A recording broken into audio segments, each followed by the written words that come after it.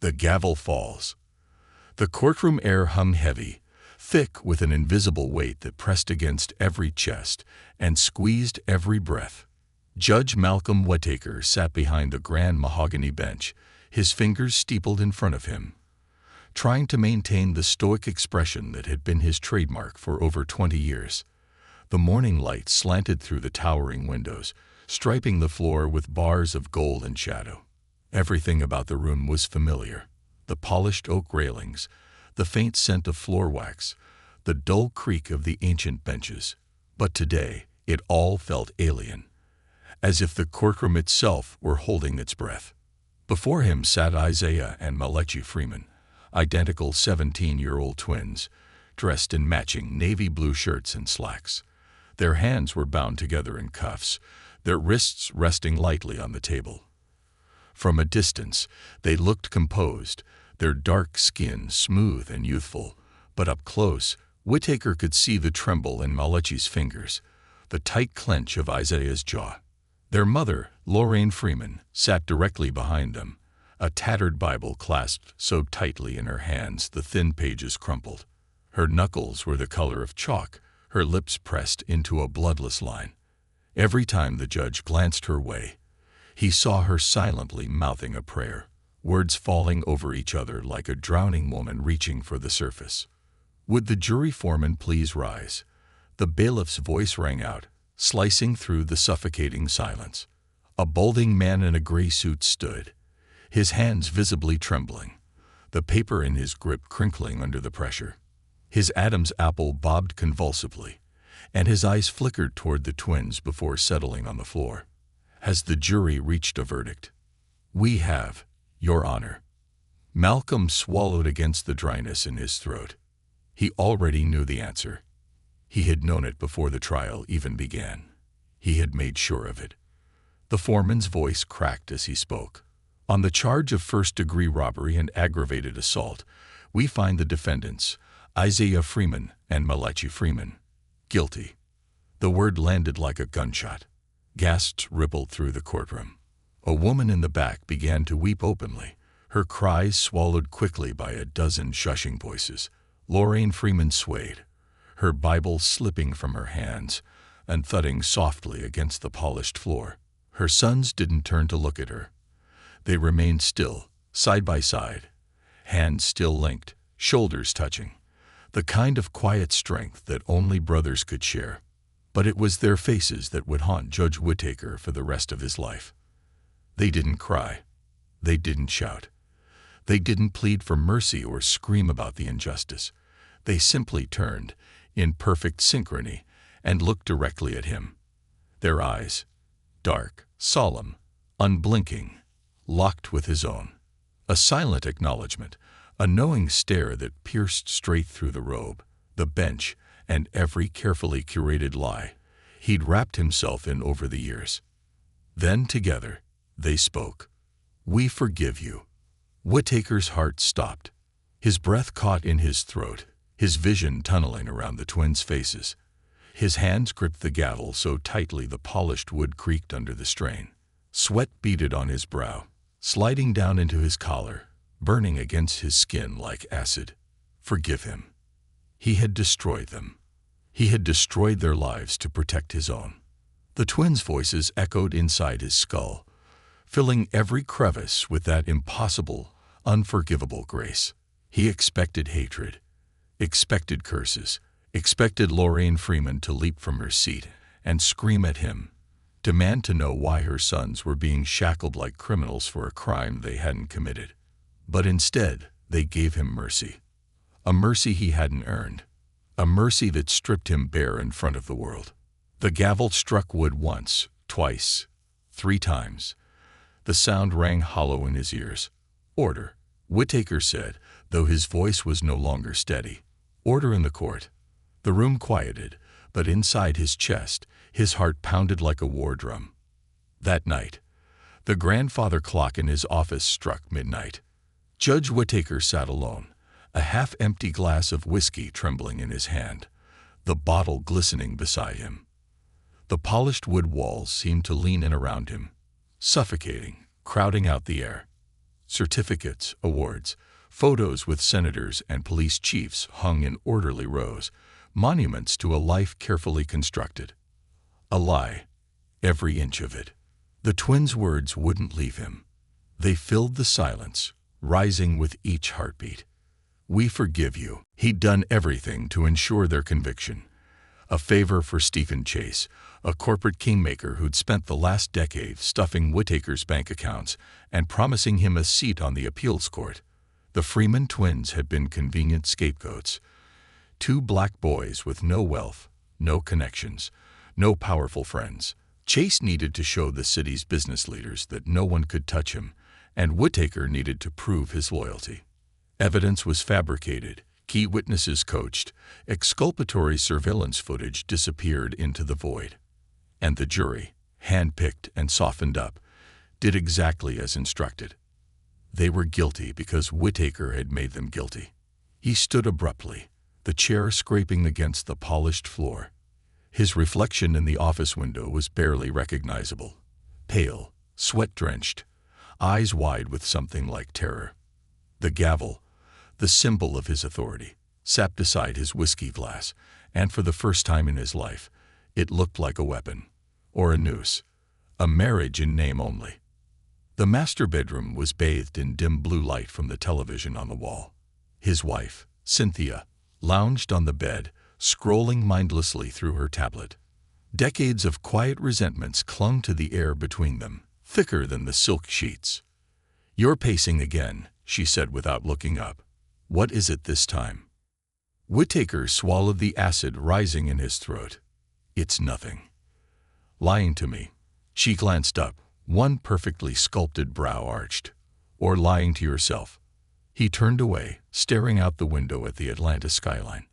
Even the city seemed to be watching him, waiting for the next crack in the facade. "They were just kids," he whispered. Cynthia snorted. "They were thugs, Malcolm. Don't get sentimental now." But they weren't. He knew that. They were honor students, talented musicians. Their school counselor had called them the pride of the South Side. But none of that had mattered when Chase's money came calling. "I have to fix it," he said, the words falling from his lips before he could stop them. Cynthia's laughter was sharp and cold. "Fix it? You'll fix nothing. Do you think Chase will let you walk away? Do you think I'll let you drag me down with you? Don't be a fool." She turned off the tablet, setting it aside like a verdict. "You've come too far to get a conscience now." Whittaker stood in the doorway, the weight of every compromise pressing down on him. His wife, his house, his career, all of it built on the bodies of the innocent. "We forgive you." Those words would never let him sleep again. The nightmare begins. Sleep came in fragments that night, dark corridors, heavy doors slamming shut, the rattle of chains. In the dream, he was the one standing in the defendant's box, wrists shackled, the courtroom filled with faces he knew, lawyers he betrayed, families he destroyed. The Freemans in the front row, their faces calm, their eyes full of forgiveness that burned hotter than hatred ever could. The gavel slammed down. Guilty. He woke drenched in sweat, the taste of metal on his tongue, and the whisper of their voices still echoing. "We forgive you." But forgiveness wasn't enough to save him from what came next. A house of mirrors. The Atlanta skyline blurred past Judge Malcolm Whittaker's windshield, streaked with rain and neon. His knuckles shone white on the steering wheel, fingers clutching the leather with the kind of grip you only get when trying to hold back a confession from yourself. The courthouse loomed smaller behind him now, its shadow no longer protective, but accusatory. The Freeman twins were gone, processed, booked, vanishing into a system that would grind them into nothing. And yet, Whittaker felt their presence more strongly now than when they were in his courtroom, eyes locked onto his, whispering those chilling words that refused to die in his ears. "We forgive you." It would have been easier if they had screamed, if they had called him what he was, a fraud, a coward, a murderer with a gavel instead of a gun. But forgiveness, that was a wound that wouldn't close. Malcolm's car rolled to a stop at a red light. The digital clock on the dash read 11:17 p.m., but time had lost meaning since the verdict. In the middle of the crosswalk stood a man holding a sign, rainwater running in thin rivulets down the cardboard. Justice for the Freeman twins. The man turned, and for a fraction of a second, Whittaker could have sworn it was Isaiah Freeman standing there, his face unreadable, his hand steady despite the storm. Malcolm slammed his foot on the gas the second the light turned green. The price of loyalty. The estate was too quiet when he arrived. A home that size should hum. Appliances, footsteps, muffled arguments, the noise of wealth. Instead, Whittaker's footsteps echoed across marble and hardwood like he was the only ghost still haunting the place. Cynthia was in her sunroom, glass of Merlot in one hand, phone in the other. Her voice was smooth, her laugh forced but rehearsed. "Yes, the gallery opening was fabulous, Stephen," she said, swirling her wine in slow circles. "You absolutely must come to our next garden party." Malcolm's been so busy. The emphasis on busy was subtle, but sharp enough to slice through the distance between them. He stood in the doorway, watching the woman he'd once loved transform into a social mask before his eyes. There was no warmth left between them, just shared crimes and sealed lips. When she finally hung up, she turned her gaze to him, cold and assessing. "You're late." "I was at the office," Malcolm muttered, knowing it didn't matter. Cynthia stood, moving toward him with feline grace, the silk of her robe catching the low light. "Did you do it?" "Do what?" "Seal the deal," she said, voice low.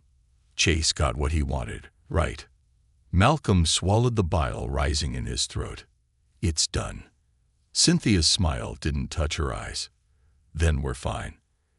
He turned away, desperate to escape the scent of her expensive perfume, the scent of money bought with blood. But her voice followed him. "You knew what this life was," she said, just loud enough to pierce his spine. "Come, start growing a conscience now, Malcolm. There's nothing more pathetic than a guilty man who lacks the spine to enjoy his spoils." Visitation. At 2:37 a.m., Whittaker sat in his home office, the whiskey bottle down to its last quarter-inch.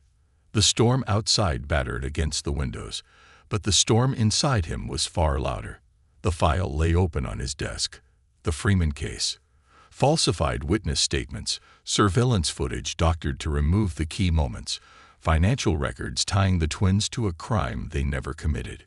Every page was a brick in the wall of lies he'd built. But it was the last page that chilled him the most. A note in his own handwriting, written the night before sentencing. "Make it stick, whatever it takes." He didn't even remember writing it. Or maybe he did, and had buried it so deep it only resurfaced now, when it was too late to deny. The storm knocked out the lights. Darkness swallowed the office whole. The only glow came from the faint city lights filtering through the rain-smeared windows. And then, footsteps. Malcolm's blood turned to ice. They came from down the hall, slow, deliberate, the sound of bare feet on polished hardwood. One step, then another, and another. He stood, heart pounding in his chest, the silence pressing down on his ears until they rang. "Cynthia." His voice cracked, swallowed whole by the storm. No answer. The footsteps came closer. Malcolm moved to the door, slowly turning the handle, the cold metal biting his damp palm. The hallway stretched before him, empty, lined with family portraits, all smiling faces, all liars. At the far end, near the grand staircase, stood two figures, Isaiah and Malachi Freeman. Their hands were still cuffed, their clothes damp with rain, but their faces were calm, serene. They stood side by side, just as they had in court. When Malcolm blinked, they were gone. The footsteps faded. Only the storm remained, the weight of silence. Malcolm didn't sleep.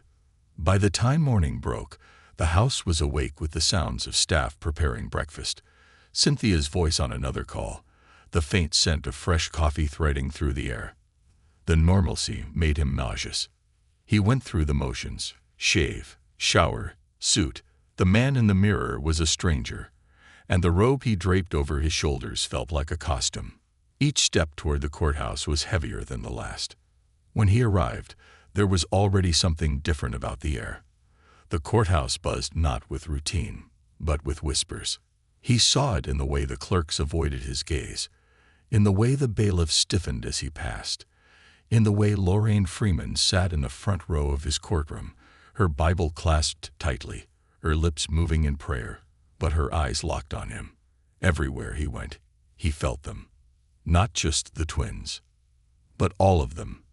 Every defendant he had condemned, every family he had shattered, every life sold to cover another debt to Chase and the others like him.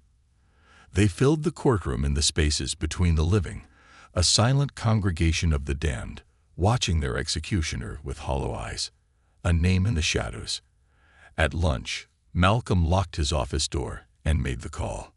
"Stephen," he said, trying to keep his voice steady, "we need to talk." "Malcolm." Chase's voice was as smooth as ever, the voice of a man who had never known doubt or fear. "You did good work yesterday. Why so tense?" There's a problem." Chase's silence was sharper than any response. "What kind of problem?" Malcolm's hand shook, the sweat slicking the receiver against his ear. "The twins," he whispered. "They forgave me." Laughter burst from the other end, harsh and joyless. "That's your problem. Christ, Malcolm, you've been doing this too long to get squeamish." "They knew," Malcolm said, voice cracking. "They knew it was rigged. And they still—" "Forget them." Chase cut him off. "They're nobodies. They'll disappear into the system like all the rest." The line went dead. Malcolm sat there, staring at the phone, knowing Chase was wrong. The Freeman twins weren't going to disappear. They were going to haunt him for the rest of his life. Crumbling foundations. That night, the storm came back. Malcolm sat in his study, glass of whiskey untouched in his hand, the files spread out before him. His heart pounded every time he closed his eyes. Not from fear of discovery, not from fear of Chase, but from the weight of what came next. Could he undo it? Could he fix this? Some sins were too big for forgiveness. Some wrongs left stains no amount of water could wash away. He thought of the twins' eyes, not pleading for mercy, but offering it freely. That mercy felt heavier than a death sentence. The grandfather clock chimed once, twice, 3 times. Malcolm stood, his decision made. The only question was whether Chase would let him live long enough to see it through. The price of redemption. The sky hung low and gray over Atlanta, a thick blanket of cloud pressing down on the city like a lid on a coffin. Judge Malcolm Whitaker sat parked 2 blocks away from the courthouse, hands trembling on the steering wheel of his Mercedes. He hadn't slept, hadn't eaten. The weight in his chest was no longer something he could ignore. The Freeman twins were out there somewhere, in a holding cell, cut off from the world, waiting for a future they didn't deserve. He could still see them standing in his courtroom, side by side, wrists shackled, offering him a forgiveness he hadn't earned. That grace had nearly broken him. He was already shattered.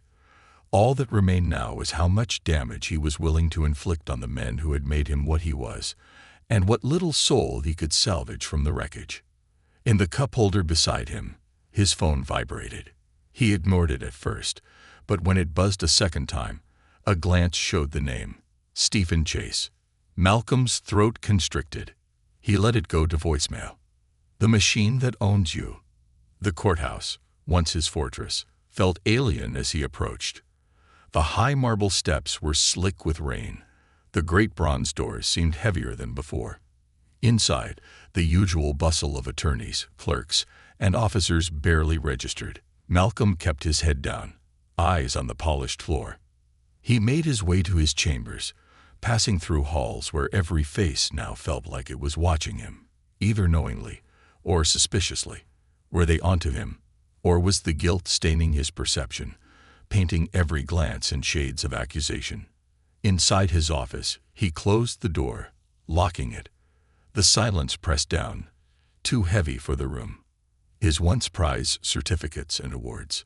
Judge of the Year, Distinguished Service Medal, Legal Excellence Commendation, all stared back at him, mocking monuments to a career built on lies. At his desk sat the Carter v. State file, thick with falsified evidence. Malcolm ran a hand through his thinning hair, then opened the drawer at the far right of his desk. Inside was a thin black flash drive, something he'd prepared long ago as an insurance policy, never believing he'd need it. He plugged it into his laptop. Files flickered onto the screen. Witness coaching scripts, bribe records, case tampering memos. The entire paper trail of his complicity. This was his legacy. Not justice, not service to the law, just this digital cemetery where every innocent soul he betrayed lay buried. Ghosts in the halls. A knock startled him. Malcolm yanked the flash drive from the laptop and shoved it into his pocket before unlocking the door. His secretary, Naomi, stood there, her usual warm smile replaced by tight discomfort. "Judge Whittaker," she said softly, "there's someone here to see you." "Who?" His voice came out sharp. Naomi hesitated. "Lorraine Freeman." His stomach clenched. "Did she make an appointment?" he asked, already knowing the answer. "No," Naomi admitted, lowering her voice. "She said she'd only need 5 minutes." The right response was obvious. Refuse, have security escort her out. But Malcolm couldn't summon the words. Guilt drove him to nod. "Send her in." Naomi's eyes flickered with confusion, but she obeyed. A mother's mercy. Lorraine Freeman stepped into his office, a small woman in a worn gray dress, her Bible clutched against her chest like a shield. She didn't sit when offered a chair. Instead, she stood near his desk, her posture straight despite the weight of grief hanging from her shoulders. "Judge Whittaker," she said softly, her voice still raw from courtroom tears. "I came to look you in the eye." He couldn't meet her gaze. Instead, he found himself studying the creases in the Bible's cover, the worn leather, the edges softened by thousands of prayers. "My sons didn't do this," she said. There was no anger in her voice, only quiet certainty. "You know it, don't you?" Malcolm's throat locked. His voice cracked. "The jury found." "I didn't ask what the jury found," Lorraine interrupted, her voice firm but not unkind. "I asked what you know." His fingers twitched atop his desk, nails digging into the polished wood. "They're good boys," she continued, her voice trembling only slightly. "Malachi volunteers at the shelter on weekends. Isaiah's a math tutor. They were at home that night, watching a movie with me. I made peach cobbler." Malcolm swallowed hard. "I'm sorry." The words were paper-thin, useless. Lorraine didn't cry, didn't raise her voice. Instead, she set her Bible on the edge of his desk. "I don't hate you, Judge Whittaker." He flinched, expecting anything but that. "I pray for you." He finally looked up. Lorraine's eyes were tired, red-rimmed, but clear. There was no vengeance in them, only grief and that terrifying, unearned mercy. "You can still do the right thing," she said, voice soft as a threadbare hymn. "It's not too late." She turned, leaving the Bible behind. The door clicked shut, leaving Malcolm alone with his sins. A web of rot. Malcolm's hands trembled as he opened the Bible. Tucked inside was a photograph. Isaiah and Malachi at a school science fair, their matching smiles wide with pride. He set it aside, knowing it would haunt him. He knew what Lorraine wanted. She wanted him to undo what had been done. But that meant turning against Stephen Chase, against every name on that flash drive, against the machine that had built him. The machine didn't tolerate broken cogs. His phone buzzed again. This time, the text came through, a single line from Chase. "We need to talk. Tonight. Alone." Malcolm's stomach turned to ice. The Last Supper. The restaurant was a private club, the kind of place without signs, where wealth whispered in hushed tones over imported whiskey and aged steaks. Malcolm sat in a corner booth, Chase across from him, cutting his phyllite with the precision of a surgeon. "You've been quiet," Chase said, not looking up. Malcolm couldn't touch his food. "We need to revisit the Freeman case." Chase's knife paused mid-cut. "Why?" Malcolm forced himself to sit straighter. "The evidence. Some of it's flawed." Chase's smile was thin. "Flawed. I think we may have made a mistake." The knife resumed cutting. "There's no mistake. They were guilty the moment I needed them to be." Malcolm's breath quickened. "They're innocent." Chase set his knife down, carefully, gently. "Do you know what happens to judges who start believing in innocence?" Malcolm said nothing. "They disappear." Chase leaned in, his voice a whisper of silk over steel. "Are you tired of existing, Malcolm? Because that's where you're heading." Malcolm's hands curled into fists beneath the table. "Fix it," Chase said, standing. "Or I will." He left without another word. A breaking point. At 3:12 a.m., Malcolm stood in his study again, the flash drive in one hand, a glass of whiskey in the other. Rain slashed against the windows, wind howling like a wounded animal. He plugged the flash drive back in. Each file glared at him, a record of compromise after compromise. Chase's voice echoed in his head. "They disappear." Malcolm opened his personal email and attached the entire folder, addressed to every major news outlet in Atlanta. He hovered his finger over send, heart pounding. Somewhere, Isaiah and Malechi were trying to sleep in a cell they didn't belong in. Somewhere, Lorraine Freeman was on her knees beside her bed, praying for a man who didn't deserve her prayers. He pressed send. The screen went blank. The room plunged into darkness. The front door downstairs creaked open. Malcolm's breath caught in his throat. Footsteps, slow, deliberate, echoed up the stairs. He reached for the phone. There was no dial tone. The footsteps reached the top landing. Malcolm stood, breath ragged, knowing it was too late to stop what was coming. Every door leads to the end. The footsteps reached the top of the staircase, each creak of the wood sending a shiver down Malcolm Whitaker's spine. The house, dark and silent, felt like it was holding its breath. Every light had flickered out the moment he hit send, as if the very walls knew he'd crossed a line there was no returning from. The storm outside howled, rain lashing against the windows, but the footsteps inside were slow, methodical. Someone was here. Malcolm's mind screamed at him to move, but his legs were leaden, cemented to the floor. In his right hand, the empty whiskey glass trembled. In his left, the flash drive still sat, useless now that the files had been sent. The door to his study stood ajar.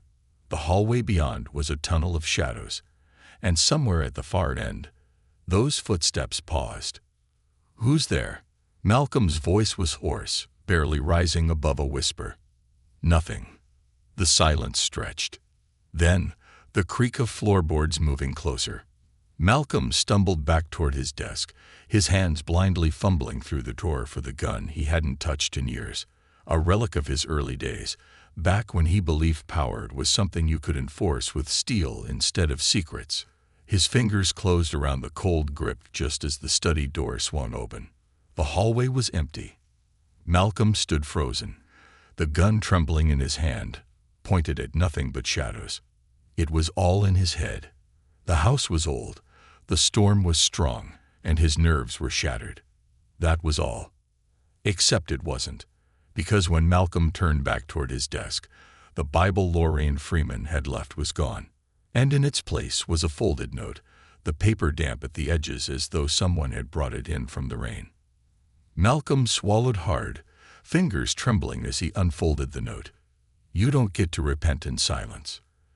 There was no signature, but the ink was still wet. A city that knows. The sun never quite rose the next morning. The storm had left the sky bruised and low, draping Atlanta in a gray haze that settled into every crack of the streets and every breath of the air. Malcolm's car coasted through the city, each street lamp flickering through the mist like a failing heartbeat. At every stoplight, it felt like someone was watching him. A man in a raincoat at the corner. Was that one of Chase's people? The woman on the bench, was she holding a phone, or was she documenting his every move? Paranoia gnawed at the edges of his mind, but somewhere deeper than that, a seed of certainty had taken root. They knew. Somehow, they knew. The files were sent. The truth was out there now, and the machine he'd been part of for 20 years was waking up to crush him. There were no second chances for a man like Malcolm Whitaker. He was too valuable to disappear quietly, and too dangerous to stay alive.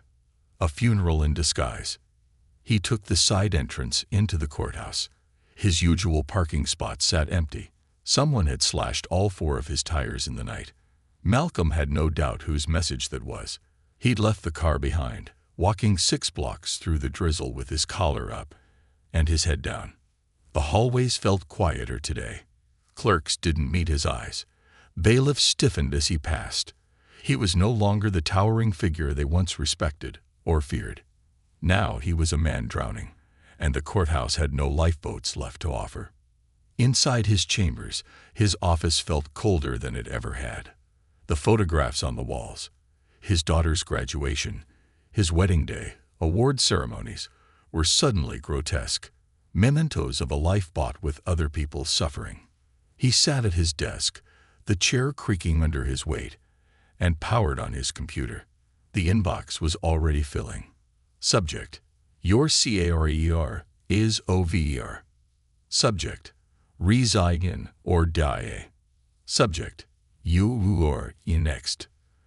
The emails came from no name addresses, but Malcolm recognized the cadence, the language. It was the voice of the machine. The system he'd served, now turning on him. His fingers hovered over the keys, unsure whether to delete them or respond. A new email arrived, just one line. We saw what you sent. You will not survive this. His heart pounded so loudly he could barely hear his own breath. The ghost of the bench. Court convened at 10 sharp, but Malcolm didn't hear the usual murmuring crowd. Instead, the gallery was half empty, and those who were there were quiet, their eyes locked on him with something between curiosity and pity. He knew the rumors had already spread. Judge Whitaker, dirty. Judge Whitaker, compromised. Judge Whitaker, on his knees. He took his seat, the polished bench that had once felt like a throne, now nothing more than a condemned man's plank. The nameplate in front of him, gleaming brass engraved with Honorable Malcolm Whitaker, was suddenly too heavy to look at. The first case of the day was a simple hearing, a probation review for a man who'd failed 2 drug tests. Routine, the kind of thing Malcolm could handle blindfolded. But when the defendant stood, Malcolm froze. The man, young, black, nervous, could have been Isaiah Freeman in a few years. Same posture, same quiet terror buried under a mask of composure. Malcolm's throat locked. He shuffled papers, fingers trembling, words blurring on the page. Mr. Jordan, you failed to comply with. The man raised his hand slightly. I'm sorry, Your Honor, but... Malcolm's breath caught. You okay, Judge? The room tilted slightly, the edges of his vision going black for a heartbeat before he forced air back into his lungs. He nodded curtly, gesturing for the man's attorney to proceed. But for the rest of the hearing, all Malcolm could hear were the Freeman twins' voices, whispering just beneath the surface. We forgive you, the call that breaks the world. His phone rang at 1:13 p.m., halfway through a working lunch he couldn't stomach. It wasn't Chase. It was his daughter, Caroline. He answered on the second ring. Sweetheart, don't. Her voice was cold steel. I saw the files. Malcolm's stomach bottomed out. Caroline, don't you dare lie to me again. The silence stretched between them, heavy with the weight of every bedtime story he'd told her about fairness and justice, every speech about right and wrong, all of it crumbling. I can explain, he tried. "No," she said, softer now, but no less lethal. "You can't." Her breath trembled through the line. "You destroyed lives, Dad. For money. For power." Malcolm's hand clenched into a fist against his desk. "I'm trying to fix it." Too late. The line went dead. Malcolm's hand trembled as he set the phone down. He didn't move for a long time, listening to the clock ticking, each second cutting a deeper wound into his chest. The first strike. The first punch came after dark. He was walking to his car, Margaret's old Audi, borrowed after his own was sabotage, when the figure stepped out from the alley. No words, no warning. The fist slammed into Malcolm's ribs, driving the breath from his lungs. He stumbled, hands grabbing at empty air. The second punch caught his jaw, and the taste of copper filled his mouth. He hit the pavement hard. A boot caught his ribs again. Then, a whisper at his ear. "You should have kept quiet, Judge." By the time Malcolm pulled himself up, blood streaked down his chin and his side screamed with every breath. But he was alive. For now. A man with nothing left. Back at his house, Malcolm sat in the dark, ice pressed against his ribs, blood dried at the corner of his mouth. The storm outside had calmed, but inside him, the hurricane rage. He had no friends left, no allies, only the truth and the knowledge that truth alone wouldn't save him. The flash drive still sat on his desk, empty now, its secrets spilled into the world. He had exposed the machine, but the machine wasn't done with him. Malcolm stood, staring at his reflection in the window, bruised, broken, and alone, but still standing. For now, the last doors left to open. The ice pack had long since melted, leaving a wet stain on Malcolm Whitaker's shirt as he sat in the dark. His bruised ribs pulsed with every shallow breath, and the metallic taste of blood lingered on his tongue like a confession that refused to leave. Somewhere across the room, the grandfather clock ticked, each sound deliberate, like a countdown to the inevitable. He'd spent decades hiding behind that gavel, using it to silence the guilty, the innocent, and his own conscience alike. But now, the gavel was gone, stripped from his hand, leaving only flesh, weak, breakable, trembling. The files were out. The truth was loose. But truth alone didn't break men like Stephen Chase. It made them angry. And when men like Chase got angry, blood followed. Malcolm's own blood had been the first warning. The next would be fatal. The doorbell rang. The sound carved through the silence like a blade, leaving him paralyzed in his chair. His hand drifted to the revolver resting on the table beside him. A gun he'd never needed until now. It felt heavier than it should, as though even the steel knew it was useless against what was coming. The bell rang again. Then a knock, 3 hard raps, each one shaking the door in its frame. Malcolm dragged himself to his feet, pain sparking down his side, and moved toward the door. His fingers trembled as they rested on the knob. He didn't open it right away. He just stood there, breathing shallow, trying to decide whether to face the world or hide from it one last time. When he finally opened the door, the storm outside had given way to a thin mist curling around the figure standing on his porch. It wasn't Chase. It wasn't even one of Chase's men. It was Caroline. A daughter's verdict. She stood there, arms crossed, her leather jacket zipped to her throat, hair tied back in a no-nonsense knot. The rain had left thin streaks on her face, blending with the tracks of tears she'd wiped away before knocking. "Are you going to let me in?" she asked. Malcolm stepped aside, the door swinging wide, though his own chest felt like it was collapsing inward. Caroline's eyes swept the room, taking in the whiskey bottles, the files, the disarray that came from a man unraveling at the seams. "Is it all true?" she asked, her voice flat. Malcolm didn't lie. "Yes." The silence stretched, heavy and cold between them. There was no yelling, no dramatic explosion. That would have been easier. Instead, Caroline stepped into the living room, removed her jacket, and took a seat on the couch, the same couch where she'd once curled beside him for bedtime stories, long before she knew that her father was the monster lurking beneath the robe. "Why?" she asked. Malcolm sat across from her, perched on the edge of his chair like a man waiting for the trapdoor to open beneath him. "For power," he said honestly. "For money. For safety." She didn't flinch. "And the Freemans?" His throat tightened. "They were innocent. And you knew." "Yes." She nodded once, absorbing the confirmation like a blow.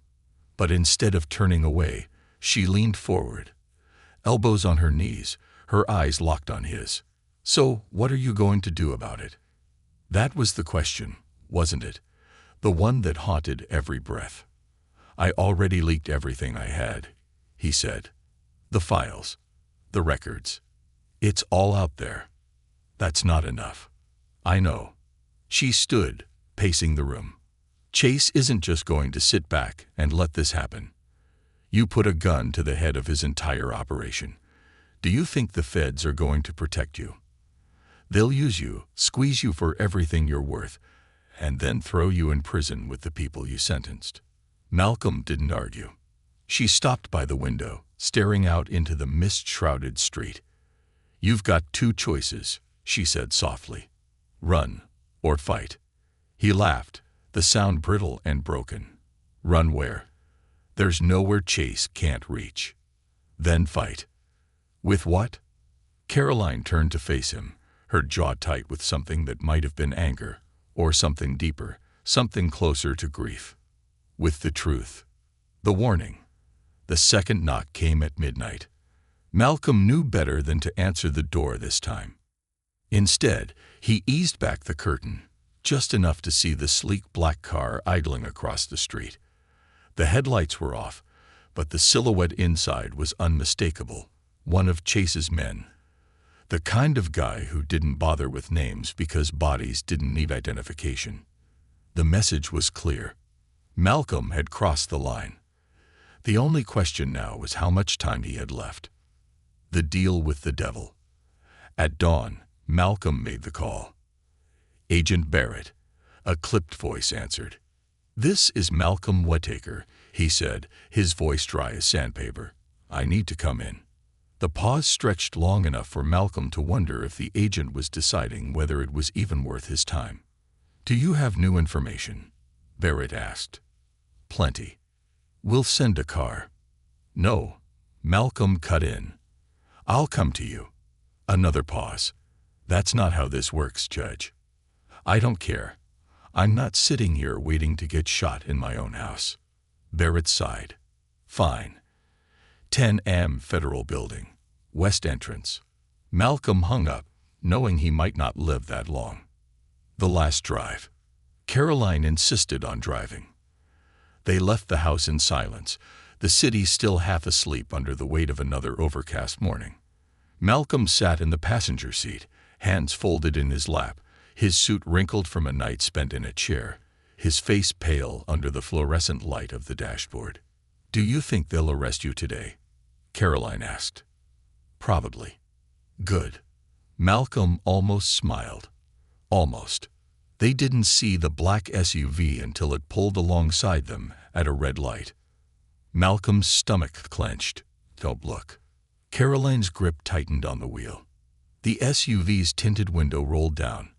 A man in a dark suit sat in the driver's seat, his expression blank, his gaze locked directly on Malcolm. No gun, no threats. Just a look that said, "We could do this right here." The light turned green. The SUV didn't move. Caroline's foot pressed the gas, her jaw tight, her eyes locked on the road ahead. "We should have brought a gun." "Wouldn't matter," Malcolm said softly. The confession. Agent Barrett was waiting in a glass-walled conference room, the fluorescent lights reflecting off the sterile table.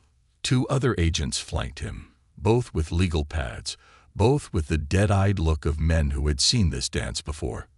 Malcolm sat, Caroline beside him, her presence the only anchor keeping him upright. "Tell us everything," Barrett said, clicking his pen. And Malcolm did. He told them about the first case Chase asked him to tilt, back when it seemed harmless, a zoning dispute that shifted a few $1 million into the right pockets. Then came the traffic violations, the DUI cover-ups, the drug charges that turned into bargaining chips. Every year, the cases got heavier. A murder conviction, a corporate espionage cover-up, and finally, the Freemans. The agents wrote it all down. No one interrupted. By the time he finished, his voice was hoarse, his throat dry, his heart hollow. "Do you have any corroborating evidence?" Barrett asked. Malcolm pulled the flash drive from his pocket and slid it across the table. "Everything." Barrett held it up to the light. "We'll need to verify." "Do it fast," Malcolm said, "because Chase knows, and if you don't act first, I'll be dead by the end of the week." Barrett didn't argue. The price of the truth. As they left the federal building, Caroline's hand slipped into Malcolm's. Tentative, hesitant, but there. "Do you think they'll protect you?" she asked. Malcolm looked out at the gray sky, at the black SUV still parked down the street, engine idling. "No," he said. The only thing left to protect him was the truth. And sometimes truth wasn't enough. Beneath the gavel's weight, the cold drizzle had turned into a steady rain by the time Malcolm Whitaker and his daughter Caroline walked back to the car. The federal building's glass facade loomed behind them, reflecting a distorted version of themselves, soaked, exhausted, and marked by truths too heavy to carry alone. Malcolm's breath hung in the air, visible even in the damp. His confession was out, every file handed over to the FBI, every secret that Stephen Chase had forced him to keep now spread across government servers and investigative notebooks. His fate was no longer in his own hands. But Chase's was still in his. As Caroline pulled out onto the wet street, Malcolm could see the black SUV still there, idling a few car lengths back. The same unmarked predator that had followed them from its house now trailed them again. Patient, unhurried, a hunter with nowhere else to be. "They're not even trying to hide," Caroline said, glancing at the rearview mirror. Her knuckles were white on the steering wheel. "They don't need to," Malcolm said quietly. "They want me to know they're there. They're not going to stop." "No," he agreed. "They're not." The crooked kingdom collapsing. They drove without speaking, the silence broken only by the rhythmic slap of the windshield wipers. Malcolm's mind spun through every scenario, every bad ending he had helped write for other people. Now it was his turn. His phone vibrated. He didn't need to look at the screen to know who it was. Stephen Chase. He let it ring. Then came the text. "You want a meeting. You've got one. Tonight. Where we started." Malcolm's stomach turned. Where we started could only mean one place. The Wilcox Club, an old-money private lounge with marble floors, deep leather booths, and soundproof walls. It was where Malcolm first shook hands with Chase 15 years earlier, agreeing to tilt a minor zoning dispute in his favor. That handshake was the first domino. He texted back. 9 p.m. The SUV behind them turned off onto a side street. It had delivered the message. A daughter's ultimatum. Back at the house, Caroline paced the length of the living room, her arms crossed so tightly her nails dug into her skin. "You can't go," she said the moment Malcolm closed the door. "I have to." "No, you don't." She turned, her eyes blazing. "You already gave the files to the FBI. Chase is done. It's over." Malcolm shook his head. "It's not over until Chase says it's over." "You're scared of him." Her voice cracked slightly. "After everything you've done, after everything you've been through, you're still scared of him." Malcolm sat heavily in his armchair, the weight in his chest crushing him like the bench's gavel once had. He's not just one man. He's the whole machine. The cops, the judges, the developers, the contractors. It's all connected to him. Cutting him down doesn't end it. It just makes the rest of them panic. So let them panic. It's not that simple. Why not? Because if I don't go, They'll come near. Caroline's mouth opened, then closed again. The fight drained from her shoulders. Then I'm coming with you. No. Then you're not going. Malcolm looked at her, really looked at her, and saw, for the first time, how much of her mother's resolve and her father's stubbornness lived in her bones. She wasn't a child anymore. She was the only anchor keeping him from floating away. Fine, he said finally. But you wait outside. No promises. The house of deals. The Wilcox Club had always smelled like wealth. Aged wood, old leather, expensive scotch, and the faint metallic tang of money changing hands. It was a sanctuary where corruption dressed in bespoke suits and shook hands with judges over $40 cigars. Malcolm hadn't stepped inside for nearly a year, not since the Freeman twins case, the one deal that had corroded the last sliver of his soul. The maitre d' didn't even blink when Malcolm walked in, though his wrinkled suit and battered expression clashed hard against the club's polished elegance. A quick glance was all it took to spot Chase, tucked into the corner booth, a glass of bourbon in his hand, his platinum watch flashing with every lazy flick of his wrist. Malcolm sat across from him without waiting for an invitation. Chase's smile was the same as always, predatory, amused, and just a little bored. You look like hell. I just handed your empire to the feds, Malcolm said. So forgive me if I didn't dress up. Chase chuckled, as if Malcolm had made a particularly weak joke at a dinner party. The files. Please. You think I didn't know you had those? You think I don't have my own files? On you, on your daughter, on your precious little life. Malcolm's fists clenched beneath the table, nails digging into his palms. It's over, Chase. Is it? Chase leaned back, swirling his bourbon. You've been my good little errand boy for a long time, Malcolm. A single press conference from you saying those files were fabricated, that you were coerced, and the whole thing goes away. Malcolm's mouth went dry. I'm not retracting anything. Chase's smile didn't falter, but his eyes sharpened. That's unfortunate, because if you don't, I make sure your daughter doesn't see her next birthday. Malcolm's heart stuttered. His breath caught, but he didn't flinch. You come near her, and I'll kill you myself. Chase's smile widened. I hope you try. The offer. Chase leaned forward, voice lowering to a near whisper. Here's the deal, Malcolm. You disappear. Resign. Go quietly. Take the fall for everything. Play the corrupt judge who went rogue. Not my guy. Not anyone's guy. You do that, and I leave Caroline out of it. Malcolm stared at the ice melting in Chase's glass. And if I don't? Chase's eyes glittered like a snake's. Then we take her apart, piece by piece. Malcolm's hands shook. Every part of him screamed to take the deal. Every survival instinct told him to save his daughter, even if it meant sacrificing what was left of himself. But there was something else now, something the Freeman twins had left behind in him. A seed. The seed of something he hadn't felt in years. Courage. No. The word was soft, but absolute. Chase's brow arched. Excuse me. No deal. Malcolm's voice strengthened. You go after her, and I'll bury you myself. Chase's smile slipped. Just for a second. You think you can take me down? Malcolm stood, his chair scraping against the polished floor. I already did. The flash drive. The files. The names. The accounts. It was all out there now. Whether Malcolm lived or died didn't matter. The truth was already crawling through the system like acid, burning everything it touched. Chase's eyes went cold. You think this ends with a press release? No, Malcolm said, but it's the start. He turned and walked out. Chase didn't stop him. Fire in the mist. Caroline stood beside the car, arms crossed, her breath misting in the cold air.